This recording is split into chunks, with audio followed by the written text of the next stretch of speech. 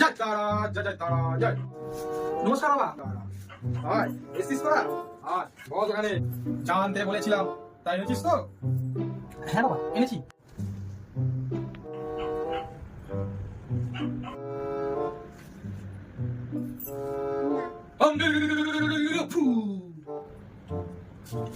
এ কি রে, তোর বাস্তুর মাটি তো তোর সব রহস্য জানিয়ে দিচ্ছে। হ্যাঁ আছে, তোর বাস্তুতে প্রচুর দোষ আছে। এই যে তোর প্রথম সন্তান, এ তোর প্রোডাকশন না রে।